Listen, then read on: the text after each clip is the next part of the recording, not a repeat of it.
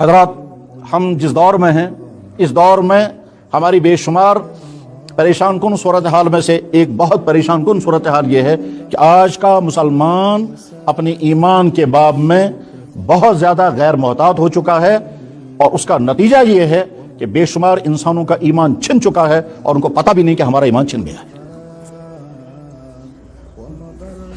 بے شمار انسانوں نے اپنے بچوں کو ایسے تعلیمی اداروں میں پہنچایا ہے جن تعلیمی اداروں میں پڑھنے کے نتیجے میں ان بچوں کا ایمان چھن چکا ہے، مگر والدین کو کوئی پرواہ نہیں۔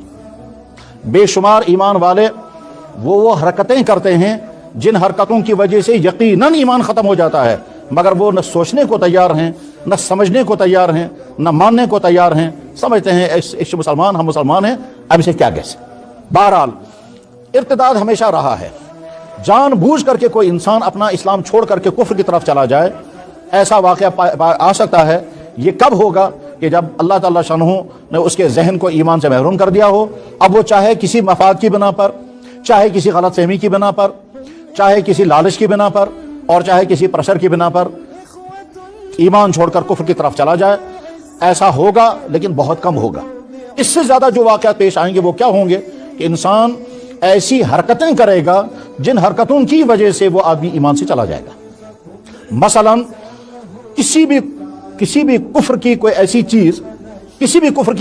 چیز جو اس کفر کی نشانی ہے، جب وہ مسلمان اس کو اختیار کرے گا تو اس کا ایمان سے ختم ہو جاتا ہے۔ مثلا گلے میں زنار ڈالا گیا، جو عیسائیوں کے ہاں سلیب کہلاتا ہے۔ تو اگر کسی نے گلے میں سلیب ڈالنے کی وجہ سے آدمی ایمان خارج ہو جائے گا۔ اسی طرح سے پیشانی پر ٹیکا کیا تو آدمی ایمان سے خارج ہو جائے گا۔ اسی طرح سے مورتی کے سامنے مالائیں ڈالی گئیں تو آدمی ایمان سے خارج ہو جائے گا۔ اسی طرح سے بھجن گائے گئے اور وہ جملے زبان سے بولے گئے جو کفر کے جملے ہیں تو آدمی ایمان سے خارج ہو جاتا ہے۔ اسی طرح سے ایسی حرکاتیں کی گئیں جو حرکتیں بت پرستی کی بنیاد پر کی جاتی ہیں، اور یہ ایمان والے نے وہ حرکتیں کی ہیں، یا وہ کلام پڑھا جو کفر کی بنیاد پر پڑھا جاتا ہے اور آدمی نے مسلمان ہو کر کے وہ کلام پڑھا ہے تو آدمی ایمان سے خارج ہو جاتا ہے، ایمان اس کا ختم ہو جاتا ہے۔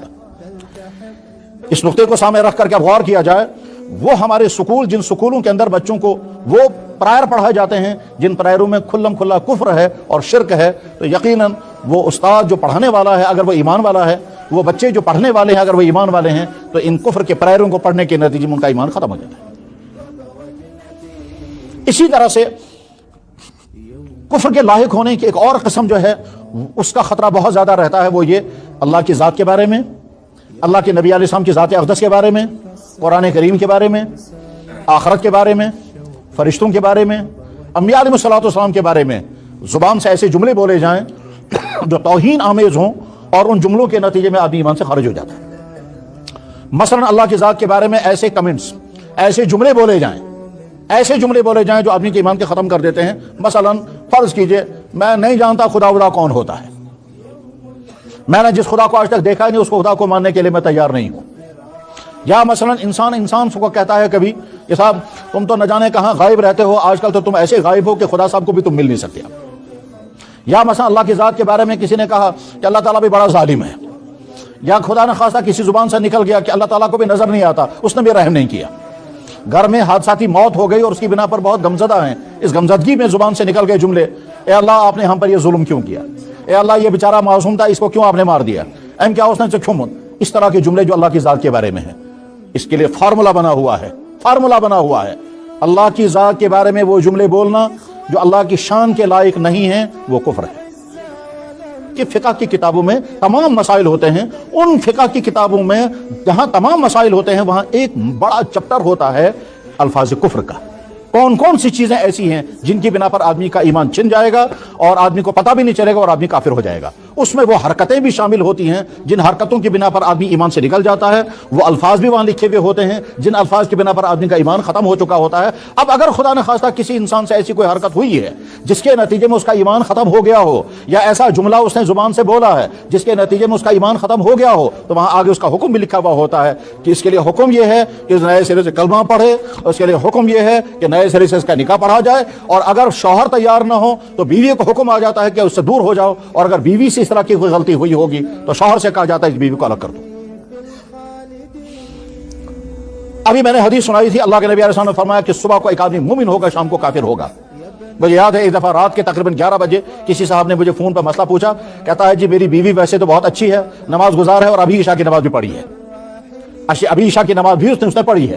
تو میں نے کہا ٹھیک ہے۔ کہنے لگا پھر معمولی بات پر جھگڑا ہو گیا اور اس نے یہ لفظ بول دیا، اس نے ایک ایسا لفظ بولا تھا جس کی وجہ سے اس کا ایمان بھی ختم ہو گیا اور اس کی وجہ سے ان کا نکاح بھی ختم ہو گیا۔ میں نے ان سے کہا فی الحال تم ایک کام کرو، بیوی کو اپنے کمرے سے باہر نکال دو اور دوسرے کمرے میں رکھو، کیونکہ تمہارا ایمان بھی ختم ہو چکا ہے اور تمہارا نکاح بھی ختم ہو گیا۔ حالانکہ ابھی تھوڑی دیر پہلے اس نے نماز پڑھی ہے، لیکن زبان سے ایک ایسا جملہ جو یہاں مسجد میں نہیں بول سکتا اور مناسب بھی نہیں ہے وہ جملہ بولنا، فحش جملہ تھا، نامناسب جملہ تھا، اس فحش اور نامناسب جملے کے نتیجے میں اس کا ایمان ختم ہو گیا۔ یہ ایمان اللہ نے ہم کو عطا فرمایا ہے۔ اس ایمان کو جیسے دنیا کے ہر قیمتی چیز کو طرح طرح کے خطرے ہوتے ہیں، اس ایمان کو بھی خطرے ہیں۔ ان خطروں سے ہر ایمان والے کو چوکنا رہنا ہوتا ہے، خصوصاً آج کے جس دور میں ہم زندگی گزار رہے ہیں۔ اور جب آدمی کو اس کی پرواہ نہیں ہوتی ہے تو انسان وہ حرکتیں کر جاتا ہے جس کے نتیجے میں سمجھتا ہے اس سے کیا ہوگا، یہ جو دھوکے والا لفظ ہے اس سے کیا ہوگا۔ جناب آپ اپنے صحت کے